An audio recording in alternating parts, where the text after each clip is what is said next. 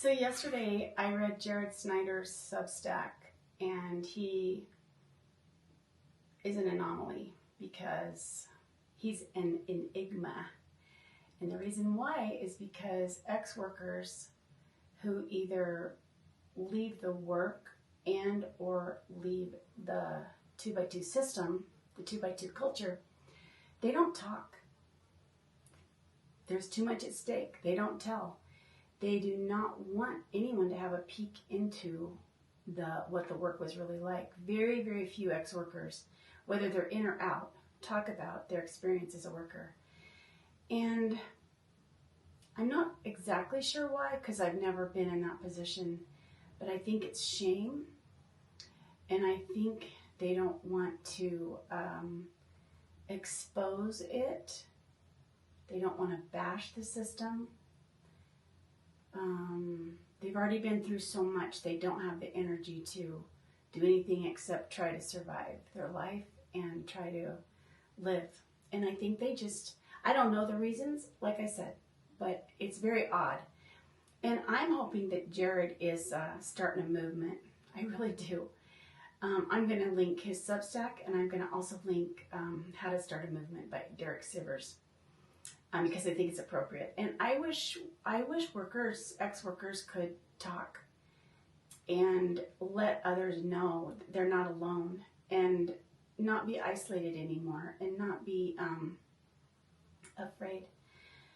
Somebody did write me yesterday after they read Jared's Substack, and they would wish to remain anonymous. They were in the work for 10 years. It took the best years of their life. It was grueling building a life, going back to school. They tried resting and realized they could not go back. And to try to rebuild your life when you're not young anymore, go back to school when you're not young. Where do you have to borrow money to go to a school? How do you do that when you haven't worked? It's just this, there's no way out really, kind of for them. But they wrote this, and I thought it was interesting. I just know many years ago, I was sitting beside my coworker friend at convention. There were over 50 workers at that convention.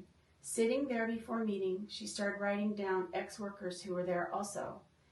There were many more ex-workers sitting in that building than current workers. It shocked me. She knew them.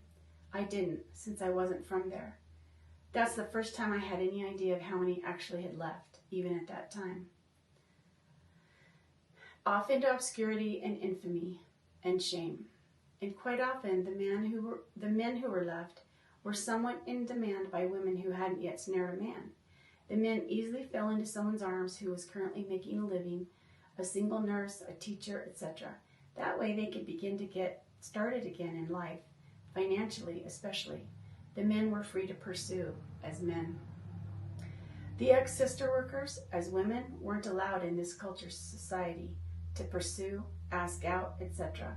Most single men were repelled at the thought of supporting an ex-worker, an ex-sister worker, or having a romantic relationship with an ex-sister worker.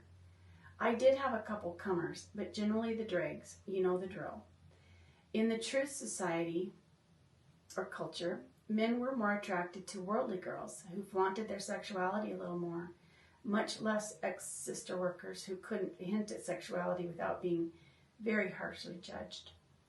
Nobody was attracted to ex-sister workers ever, and it's in capitals with an exclamation mark. These are all those things never put into words. Ugh, the memories. So you had to almost leave meetings to pursue normal life, but at the cost of losing all of your friends, family, and along with all of that came eternal damnation. That's the reality of how it was, and it still is, but so unacceptable to acknowledge and verbalize out loud. This person told me that there is no shame stronger than the shame the friends pile on a worker who is left. They are the lowest of the low and not worthy of acknowledging or helping because they gave up their privilege and place and sacrifice and calling. That is so telling, and it's so heartbreaking. These ex-workers, well, I believe workers are trafficked, but I believe that ex-workers are also victims, every bit as harmed as other kinds of victims. They're survivors